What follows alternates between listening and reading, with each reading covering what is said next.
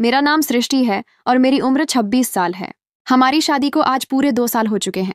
ये 2 साल मेरी जिंदगी के सबसे सुकून भरे और सबसे ज्यादा बेचैन साल रहे हैं। सुकून इसलिए कि मुझे विवेक जैसा अच्छा पति मिला, और बेचैनी इसलिए कि इन 2 सालों में मेरा आंगन संतान की किलकारियों से खाली रहा। मैं रोजाना सुबह जल्दी उठकर, स्नान करके, साफ सुथरे कपड़े पहनकर, पूरी श्रद्धा से भगवान श्री कृष्ण के चरणों में बैठकर उनसे मिन्नतें और प्रार्थनाएं करती हूँ। शाम को भी पूजा की थाली सजाती हूँ कि वह मेरी झोली भर दें, मुझे एक बेटा दें, एक ऐसा सहारा, एक ऐसा वारिस जिसके सहारे मैं अपनी बाकी जिंदगी गर्व से गुजार सकूं। मेरे पति भी एक बेटे की ही ख्वाहिश रखते हैं, लेकिन मेरी सास की नज़र में तो बेटे के बिना बहू की कोई अहमियत ही नहीं। दुर्गा देवी का रौद्र रूप मेरी सास, जिनका नाम दुर्गा देवी है, एक ऐसा ज्वालामुखी है जो हर वक्त फटने के लिए तैयार रहता है। वह अपनी जात में एक सख्त, तेज मिजाज और बेहद हावी व्यक्तित्व की मालकिन है। जिस दिन से, यानी आज से 2 साल पहले, मैं नई नवेली दुल्हन बनकर इस घर में आई, मुझे उनके बर्ताव का अंदाजा हो गया था। वह पहली ही नज़र में बता देती थीं कि इस घर में उन्हीं का हुक्म अंतिम है। दुर्गा देवी मुझसे हर बात अपनी मनवाती थीं। वह छोटी से छोटी चीज़, जैसे नाश्ते में क्या बनेगा, से लेकर बड़ी चीज़ों जैसे घर के लिए कौन सी चीज़ खरीदी जाए तक में अपनी मर्जी शामिल करती थीं। अगर मैं उनकी कोई बात नहीं मानती या मेरी किसी गलती पर वह मुझसे नाराज़ हो जाती, तो वह तुरंत अपने बेटे, मेरे पति विवेक, को मेरे खिलाफ भड़का देती थीं। उनका बस एक जुमला होता, इस लड़की को मेरी कदर नहीं, यह मेरी एक नहीं सुनती, तुम इसका ख्याल रखना। और मेरा पति बिना कुछ सोचे समझे उनकी बात मान लेता और मुझ पर गुस्सा करता। इन सब चीज़ों ने मुझे दिन रात परेशान कर दिया था और मेरे चेहरे से हंसी जैसे रूठ सी गई थी। बांझ का ताना और पंडित जी का सुझाव, शादी के 2 साल गुजर जाने के बावजूद जब मुझे कोई संतान नहीं हुई, तो दुर्गा देवी को मानो एक नया हथियार मिल गया। उनकी जुबान पर मुझे बांझ होने के ताने चढ़ गए। वह रोजाना कोई ना कोई ऐसी बात कहती थीं जिससे मेरा दिल छलनी हो जाता, मेरा आत्मविश्वास टूट जाता। वह मुझे कभी बदकिस्मत कहती तो कभी बेकार। मैं बहुत दुखी और मायूस रहने लगी। हर वक्त मेरी आंखों में नमी रहती। मुझे ऐसा महसूस होता था जैसे मेरा दुख समझने वाला इस बड़ी दुनिया में कोई नहीं है। विवेक को भी लगता था कि उनकी माँ जो कह रही हैं वह सही ही होगा, इसलिए वह कभी खुलकर मेरा साथ नहीं देते थे। मैं घर के कोने में दुबक कर रोती रहती। एक दिन मैंने इस तकलीफ से भागने का फैसला किया और अपने मायके, अपनी माँ सुमति के घर चली गई। दरवाजे पर मुझे देखते ही मेरी माँ हैरान रह गईं। उन्हें मेरे चेहरे की उदासी और आंखों की लालिमा से सब कुछ मालूम हो गया। मैंने उन्हें सारी सिचुएशन से, सास के बर्ताव से लेकर बांझ के तानों तक बताया। मेरी माँ का दिल भी टूट गया और उन्होंने मुझे गले लगा लिया। मेरी माँ मुझे एक पंडित जी के पास ले गईं, जो इलाके में अपनी समझ और आध्यात्मिक ज्ञान के लिए मशहूर थे। उन्हें मेरी परेशानी के बारे में बताया। वीडियो पर आगे बढ़ने से पहले, यदि आपने हमारे चैनल को सब्सक्राइब नहीं किया है, तो कृपया सब्सक्राइब करें और उसके बगल में घंटी को चालू करें।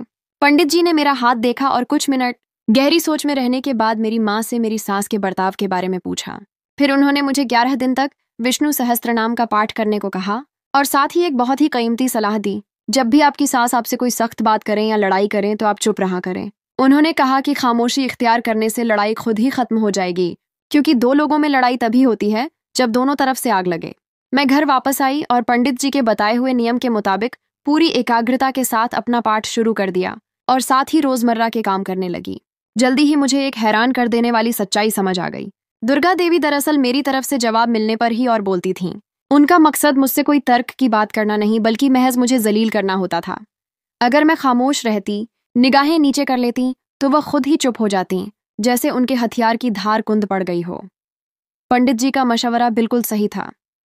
मैंने दुर्गा देवी की किसी बात का जवाब नहीं दिया, बस सुनी अनसुनी कर देती थी। मैं अपने होंठ सी लेती और सर को हल्का सा झटका देकर अंदर ही अंदर सब कुछ पी जाती।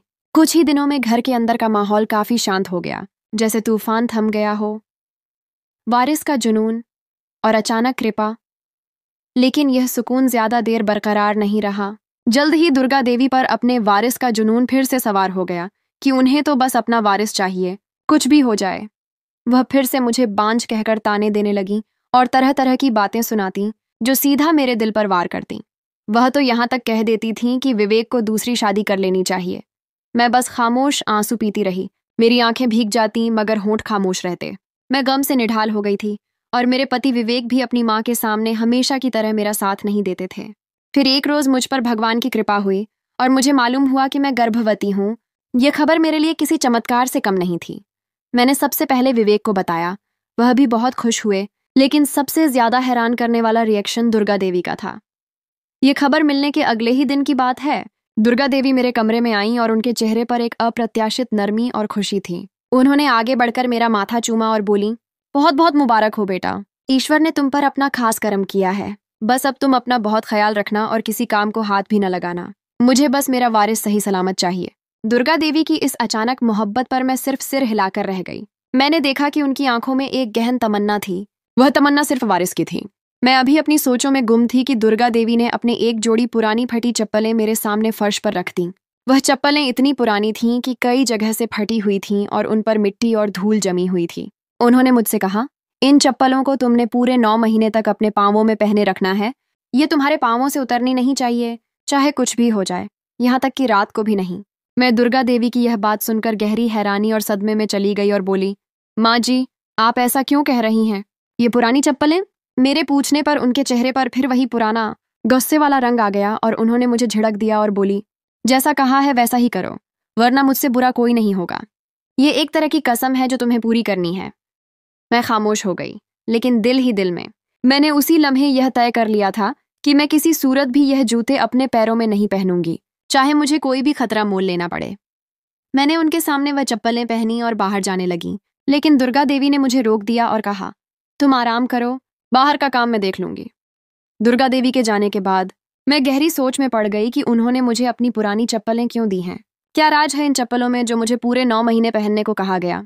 मुझे समझ नहीं आ रहा था कि मैं यह गंदी सी चप्पलें कैसे पहनूंगी। इन्हें देखते ही मेरा दिल खराब हो रहा था, उलटी सी आने लगती थी। सफर, जिज्ञासा और बदलने का फैसला। गर्भावस्था के 3रे महीने में मेरे पति विवेक को काम के सिलसिले में शहर से बाहर एक दूर दराज इलाके में जाना पड़ा। उन्हें 15 से 20 दिन लगने थे। उन्होंने मुझे अपना ख्याल रखने का कहा और दुर्गा देवी से इजाजत लेकर चले गए। उनके बिना मैं बहुत अकेला महसूस करने लगी और अब मुझे सास की सख्त निगरानी का सामना था। दुर्गा देवी अपने काम से काम रखने वाली औरत थीं, लेकिन वारिस के मामले में वह हद से ज्यादा जज्बाती हो गई थीं। मैं अक्सर यह सोचने लगती कि अगर मुझे पहले की तरह बेटी हो गई तो न जाने दुर्गा देवी मेरे साथ क्या करेंगी। शायद वह मुझे इस घर में भी न रहने देंगी। ये डर मेरे दिल में बैठ गया था। दुर्गा देवी रोजाना आकर यह चेक करती थीं कि मैंने उनकी दी हुई चप्पलें पहन रखी हैं या नहीं। उनका जुमला एक ही होता था, ये चप्पलें तुम्हारे पांवों से उतरनी नहीं चाहिए। एक दोपहर मेरा दिल बहुत खराब होने लगा। उलटी की वजह से मुझे घुटन महसूस हुई। मैं ताज़ा हवा में सांस लेने के लिए छत पर आ गई। जो मैंने अपनी आंखों से देखा, उसे देखकर मेरे पैरों तले से तो जमीन ही निकल गई।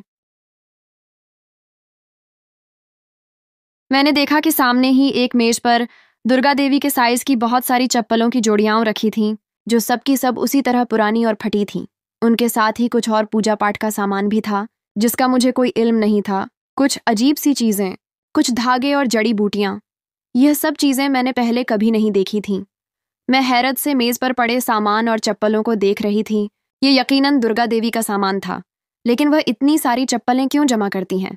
क्या खासियत है इनमें जो वह मुझे 9 महीने तक एक जोड़ी पहनने को कह रही हैं? यही बात मुझे बुरी तरह से परेशान कर रही थी। मैंने इन चप्पलों से जान छुड़ाने के लिए एक प्लान बनाया। मैंने अपनी सास से इजाजत ली कि मैं अपनी माँ सुमति से मिलने जाना चाहती हूँ। पहले तो उन्होंने सख्ती से इनकार किया और फिर बोली, अपनी माँ को यहीं बुला लो। लेकिन फिर मेरी उदास शक्ल देखकर शायद उन्हें कुछ तरस आ गया, या उन्होंने सोचा कि मैं वापस आ जाऊंगी और वह मान गई और बोली, चली जाओ, लेकिन बहुत एहतियात करना, अपना बहुत ख्याल रखना बेटा। मैं शुक्रिया अदा करके वहां से निकली। एक ऑटो रिक्शा में बैठकर अपने मायके आ गई। मैंने अपनी माँ को बताया कि किस तरह दुर्गा देवी मुझे जबरदस्ती अपनी पुरानी चप्पलें पहनने पर मजबूर करती हैं। मेरी बात पर सुमति खुद हैरान थी कि यह कैसा अनोखा मामला है। मैंने माँ से कहा कि मुझे बाजार चलना है, मुझे किसी भी तरह इन चप्पलों से जान छुड़वानी है। माँ मुझे बाजार ले गईं और वहां से मैंने बिल्कुल वैसी ही नई चप्पलें खरीदी जैसे मेरी सास की थीं। उनका रंग, बनावट सब कुछ एक जैसा था। मैंने वह खरीदी हुई चप्पलें फौरन पांवों में पहनी और सास की पुरानी चप्पलों को कूड़ेदान, कचरे में फेंक दिया।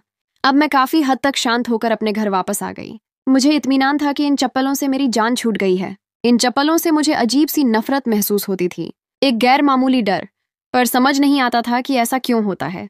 मेरा दिल कह रहा था कि अगर मैं इन्हें पहनती रही तो अगली पीढ़ी, औलाद मुझे नहीं मिलेगी। तभी मेरे जहन में चप्पलें बदलने का ख्याल आया था और मैंने फौरन इस पर अमल किया। जासूसी, राज की तलाश और वह डरावना पल जब मैं घर पहुंची तो दुर्गा देवी मेरा ही इंतजार कर रही थीं। जैसे ही मैं घर में दाखिल हुई, उनकी नजरें मेरे पैरों पर टिक गईं कि आया मैंने उनकी दी हुई चप्पलें पहन रखी हैं या नहीं। मेरे पांवों में वही शक्ल की चप्पलें देखकर उन्हें तसल्ली हो गई थी और उनके चेहरे पर सुकून आ गया। लेकिन मेरा तजस्सुस, जिज्ञासा और बढ़ गया। दुर्गा देवी के बर्ताव ने मुझे बहुत कुछ सोचने पर मजबूर कर दिया था। क्या राज था इन चप्पलों का, वह भी इतनी पुरानी हालत में? मुझे किसी भी तरह इस राज की सच्चाई तक पहुंचना था, लेकिन दुर्गा देवी जैसी चालाक औरत के सामने मेरा यह प्लान मुश्किल नजर आ रहा था। उनकी निगाहें बहुत तेज थीं और हर वक्त मुझ पर ही रहती थीं। मैं बहुत दिनों से किसी मौके की तलाश में थी, जो मुझे आखिरकार मिल ही गया। दुर्गा देवी ने अपनी किसी सहेली के घर एक पूजा में जाना था और मेरे लिए तो यह मौका गनीमत था। दुर्गा देवी ने जाने की तैयारी की और जाते हुए मुझे कुछ जरूरी हिदायतें करके चली गईं। उनके जाने के बाद मैं उनके कमरे में आ गई और पूरा कमरा देखने लगी। शायद मुझे उन चप्पलों के राज के बारे में कुछ पता चल सके। मैं बेचैनी की हालत में इधर से उधर तलाशी ले रही थी कि मेरी नज़र अलमारी के ऊपर रखी धूल से भरी किताबों पर पड़ी। मैंने हैरत से उन किताबों की तरफ देखा। दुर्गा देवी को तो पढ़ने का शौक नहीं था। मैंने एक किताब खोली। वह हिंदू धर्म की कोई पुरानी धार्मिक किताब लग रही थी और उसमें जादू टोने और तांत्रिक विद्या के इशारे थे। ये किताबें बहुत पुरानी और उनके पन्ने पीले पड़ चुके थे। एक बात जो इन किताबों में अजीब थी वह यह कि हर तस्वीर के पीछे विभिन्न पुरानी चप्पलों की आकृतियां बनी हुई थीं, जैसे वह किसी खास मकसद के लिए बनाई गई हों। मैंने दुर्गा देवी के आने से पहले सारा कमरा समेटा और बाहर आ गई। मेरा दिल बहुत घबरा रहा था, जैसे कहीं कुछ गलत है जिससे मैं अनजान हूँ। क्या है दुर्गा देवी की चप्पलों का राज? कौन सी ऐसी वजह है जिसकी वजह से उन्हें सिर्फ बेटों से प्यार है? क्या बेटियां कुछ नहीं होती? यह सवाल मेरे जहन में बार बार आ रहे थे। मैं रोज अपने भगवान से फरियाद करती कि ईश्वर मुझे नेक और अच्छी संतान दे, चाहे वह बेटा हो या बेटी। थोड़ी देर बाद दुर्गा देवी घर आ गईं और जब से आई थीं अपने कमरे में बंद थीं। मैं हैरान हुई क्योंकि वह बहुत खामोश और परेशान सी लग रही थीं। मुझे अंदाजा लगाने में देर न लगी कि वह किसी मुश्किल में है। मैं डरते डरते उनके कमरे की तरफ मुड़ी तो हैरत से मेरी आंखें बाहर उबलने को थीं। मेरे बिल्कुल पीछे दुर्गा देवी खड़ी थीं, जो मुझे अजीब से अंदाज में घूर रही थीं। उनकी आंखें तनी हुई थीं। मुझे तो जैसे सकते हो गया था। मेरा गला सूख गया। मैं बहुत हैरानी और परेशानी के आलम में उन्हें देख रही थी, क्योंकि अभी तो वह अंदर गई थीं। वह बाहर कैसे आ गईं? यह उनकी चालाकी थी। दुर्गा देवी ने बिना कुछ कहे, बिना कोई लफ्ज बोले मेरा हाथ थामा और मुझे अपने कमरे में ले गईं। वह खामोशी भी खौफनाक थी। घर आकर वह मुझ पर बरसने लगीं और बोली, क्या करने गई थी तुम वहां? मेरा पीछा करने की हिम्मत कैसे हुई? बददिमाग, बदतमीज औरत। विवेक को तो अपना न बना सकी और अब देखो मेरी जासूसी कर रही है। मैं उनकी बातों से बहुत घबरा गई और मुझे लगा कि अब दुर्गा देवी मुझे जिंदा नहीं छोड़ेंगी। वह मेरा गर्भ गिराने की कोशिश करेंगी। मैं उनसे माफी मांगने लगी, बहुत रोई और उनके पांवों पड़ गई कि मैं आइंदा ऐसा नहीं करूंगी। उन्होंने मेरी बातों का कोई जवाब नहीं दिया और अपने कमरे में जाकर बंद हो गईं। मैं बहुत रोई क्योंकि मेरे पति विवेक कल आने वाले थे। मुझे बस यही डर सता रहा था कि दुर्गा देवी इस बार न जाने उन्हें मेरे खिलाफ क्या पट्टी पड़ाएंगी। सुलह की कोशिश और एक नई हकीकत। मैं अपने कमरे में आकर बैठी और अपनी माँ सुमति को फोन मिलाया। मैंने उन्हें सारी बात बताई। सुमति खुद बहुत हैरान थीं कि दुर्गा देवी क्या कह रही हैं। मैंने उनसे कोई ऐसा तरीका पूछा जिससे दुर्गा देवी का मूड अच्छा हो सके, ताकि वह विवेक को कुछ न बताए। माँ ने सलाह दी कि उनकी पसंद का खाना बनाकर उन्हें मनाओ। अगले रोज मैंने सुबह का सारा काम निपटाया और दुर्गा देवी के कमरे का दरवाजा खटखटाया। उन्होंने दरवाजा खोला और गुस्से वाले अंदाज में बोली, क्या है? क्यों इतनी देर से दरवाजा पीट रही हो? मैंने विनम्रता से उनका हाथ पकड़ा और बोली, माँ जी, मैंने आपके लिए बहुत स्वादिष्ट खाना बनाया है, सब आपकी पसंद का। मेरी तरफ से माफी समझ लें। दुर्गा देवी ने मुझे घूर कर देखा, जैसे कुछ जताना चाह रही हूं कि तुमने गलती की है। मैंने उनका हाथ थामा और उन्हें लिए खाने की मेज पर आ गई। मैंने उनकी प्लेट में बिरयानी निकाली ही थी कि दरवाजे पर दस्तक हुई। मैं जाना चाहा पर दुर्गा देवी बोली, तू बैठ, मैं खोलती हूँ। दुर्गा देवी ने दरवाजा खोला तो सामने ही मेरे पति विवेक अपने सफरी बैग के साथ खड़े थे। मैंने उन्हें प्रणाम, नमस्ते किया और खाने के लिए प्लेट लगाने लगी, पर वह ताज़ा होने का बोलकर कमरे में चले गए। अंदर से मेरा दिल बहुत घबरा रहा था कि न जाने अब दुर्गा देवी उन्हें क्या कहेंगी। हम सब ने शांतिपूर्ण माहौल में खाना खाया और मेरे पति सफर की बाबत बताने लगे, लेकिन मेरी नजरें बार बार दुर्गा देवी पर थीं कि कहीं वह कोई इशारा तो नहीं दे रही। मैं उन सबसे अनजान अपनी सोचों में गुम थी। मैंने अपने कमरे की राह लेनी चाहिए, लेकिन दुर्गा देवी ने मुझे डांट कर वहीं बिठा दिया। मैं जानती थी कि उनका मकसद महज मेरी तौहीन है। मैंने दुर्गा देवी को आंखों ही आंखों में इल्तिजा की। मेरे आंसुओं ने कुछ कहने की कोशिश की तो उन्हें भी शायद मुझ पर कुछ तरस आ गया और उन्होंने विवेक को कुछ नहीं बताया। मैंने भगवान का शुक्र अदा किया और अपने कमरे में आ गई। मैं सोने लेटी तो सारी बातें मेरे दिमाग में घूमने लगीं। आज जो हुआ वह बिल्कुल ठीक नहीं था। कुछ तो था जो अनकहा सा था, जो सबकी नजरों से ओझल था। मैंने सारी रात करवटें बदलते गुजारी। बस जहन में यही सोचें घूम रही थीं कि उन चप्पलों के राज से पर्दा कैसे उठाया जाए। एक और सुराग और सफर पर पाबंदी। मैंने सुबह होते ही अपना सारा काम निपटाया और दुर्गा देवी के पास बैठ गई। वह मुझे विवेक के बचपन की बातें बताने लगीं, लेकिन उनकी आंखों में मुझे एक हसरत दिखाई दी, एक ममता की तड़प दिखाई दी, जो किसी बहुत बड़े गम की तरफ इशारा कर रही थी। मैं हैरत से उनकी बातें सुन रही थी, क्योंकि आज वह पहली बार मुझसे इस तरह खुलकर विवेक के बचपन की बातें कर रही थीं। मेरा भी दिल किया तो उन्हें सुनने लगी। वह अपनी गुजरी जिंदगी, विवेक का बचपन मुझसे सब साझा कर रही थीं। मैं उनकी बातों पर मुस्कुराते हुए अपने पेट पर हाथ रख देती। कल को मैंने भी तो इसी ओहदे पर फायज होना था। दुर्गा देवी की नजर अचानक घड़ी पर पड़ी तो वह चौंक कर तेजी से अपने कमरे में चली गईं। वहां से बाहर आई तो उनके हाथ में कल की तरह एक शॉपर था। मैं कल के वाकये से डरी हुई थी तो कुछ पूछना मुनासिब न समझा। दुर्गा देवी तेज कदम उठाती घर से निकलती चली गईं। मैंने हैरत से उनकी जल्दबाजी नोट की। उनकी हालत बहुत अजीब थी, जैसे कुछ बहुत कीमती हो जो वह खोना नहीं चाहती। मैं हिम्मत नहीं हारना चाहती थी। मैंने रूप बदलकर उनका पीछा किया तो मालूम हुआ कि आज भी दुर्गा देवी उसी घर में आई हैं जहां कल आई थीं। मुझे इस घर के बारे में जिज्ञासा हुई कि ऐसा क्या है इस घर में जो दुर्गा देवी रोज यहाँ आती हैं। उनकी ऐसी कौन सी कीमती चीज है जो यहाँ छुपी हुई है। मैंने देखा कि तकरीबन आधे घंटे के बाद दुर्गा देवी बाहर आईं और उनके हाथ बिल्कुल खाली थे। अब मैं घर देख चुकी थी तो मैंने सोचा कि कल ही किसी भी हाल में इस घर के अंदर का राज जानकर रहूंगी। मैं दुर्गा देवी के घर पहुंचने से पहले घर पहुंची और अपने काम में मशगूल हो गई। जब दुर्गा देवी घर आईं तो मुझे किचन में काम करता देखकर छत की तरफ चली गईं। मैंने भी उनका पीछा किया और छत पर आ पहुंची। मैं छत पर आई तो देखा कि दुर्गा देवी कोने में बने एक स्टोर रूम में गई हैं और वहां से मेरे पति के कुछ पुराने कपड़े एक थैले में भर रही थीं। मैंने सोचा कि शायद किसी गरीब को देने होंगे। मैं सिर झटकती नीचे आ गई। दुर्गा देवी का अब यही नियम बन गया था। लेकिन फिर जब दुर्गा देवी ने मुझे मायके जाकर 10 दिन तक रहने को कहा तो मुझे तो मानो करंट ही लग गया, क्योंकि आज तक उन्होंने मुझे कभी जाने नहीं दिया था और अब तो 10 दिन की इजाजत दे रही थी। मैं समझ गई कि दाल में जरूर कुछ काला है।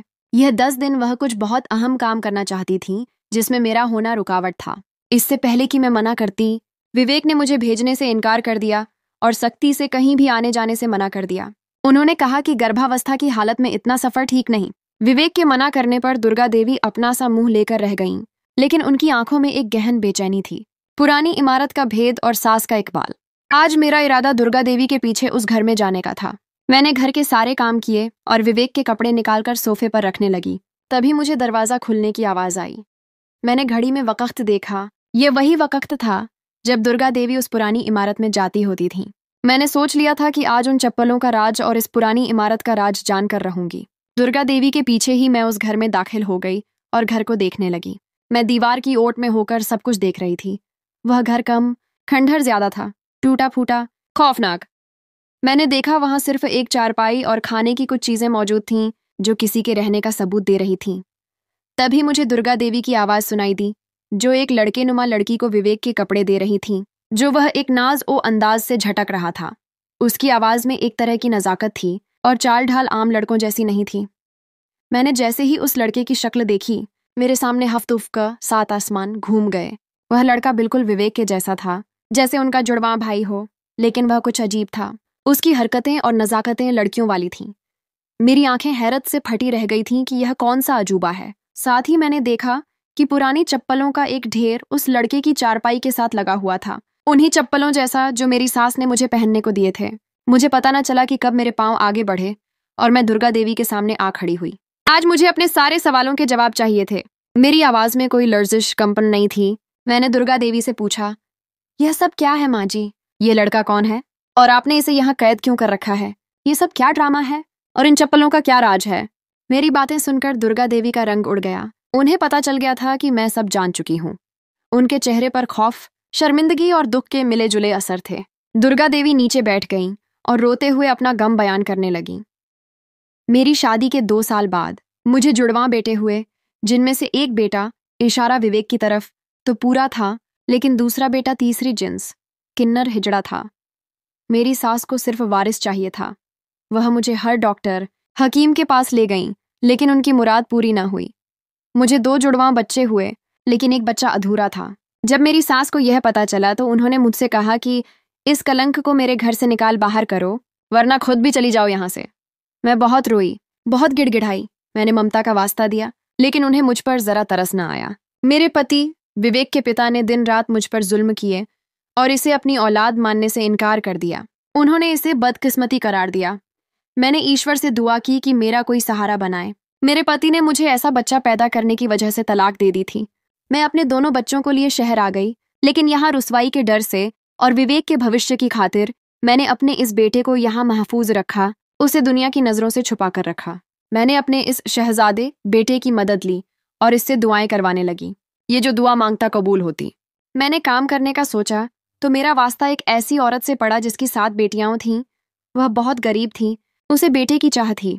मैंने अपने बेटे से उसके लिए दुआ करवाई और अपने बेटे के पहने हुए पुरानी चप्पलें उसे दिए, तो ईश्वर ने उसे बेटा दे दिया। तब से ही मैं ऐसी औरतों की मदद करने लगी जो बहुत मजबूर थीं। मैं उनके लिए अपने बेटे से दुआ करवाती और कोई पैसा न लेती। यहाँ तक कि मैंने ये बात किसी को नहीं बताई। बस मुझे खुशी होती कि मेरा बेटा किसी के काम आ रहा है, किसी की गोद भर रहा है। इसी तरह यह सब चलता रहा और अब तुम राज जान गई हो। मैं तुम्हारे हाथ जोड़ती हूँ सृष्टि। मेरे बच्चे के बारे में किसी को मत बताना। मुझे तुम्हें ये चप्पलें पहनाने को इसलिए कहा गया कि मेरे बेटे ने दुआ की थी कि अगर कोई औरत मेरी पहनकर चली हुई चप्पलें 9 महीने तक पहनेगी तो उसका बच्चा मेरे जैसा नुकसान वाला नहीं होगा, बल्कि उसे एक तंदुरुस्त वारिस मिलेगा। यह उसका अनोखा करम है। तुमने चप्पलें बदलकर बहुत बड़ा खतरा मोल लिया था, लेकिन ईश्वर ने तुम्हें माफ कर दिया। दुर्गा देवी संस्कियां लेती रो रही थीं। मैंने मोहब्बत से उनकी पेशानी, माथा चूमी। मैंने दिल में सोचा, ममता ऐसी भी होती है। मेरा दिल आज खून के आंसू रो रहा था। पीछे खड़ा विवेक का भाई मुझे डरते हुए देख रहा था। उसकी आंखों में भी खौफ और ममता की कमी का दुख था। मैंने उसे भी प्यार से पास बुलाया और खूब प्यार किया। उसे गले लगाया, उसका माथा चूमा और यकीन दिलाया कि मैं उसका राज महफूज रखूंगी। मैं दिल में सोच रही थी कि लोग बुरे नहीं होते, उनको हालात और समाजी दबाव बुरा बना देता है। ऐसे लोग जिनको आप किन्नर कहते हैं, हो सकता है उनकी एक दुआ आपकी रूठी हुई तकदीर को आपकी खुशकिस्मती में बदल दे। ये लोग खुद तो पैदा नहीं होते, इनको भी उसी रब भगवान ने पैदा किया है जिसने हमें किया है। तो इनमें और हम में फर्क क्यों?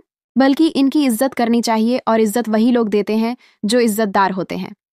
कभी किसी की मजबूरी का फायदा ना उठाए, क्योंकि अगर उसकी आवाज अपने ईश्वर की बारगाह में उठ गई तो आपकी नस्ल तबाह हो सकती है। आज से मैं भी इस घर की राजदार हूँ और विवेक का भाई भी मेरे लिए विवेक जितना ही कीमती है।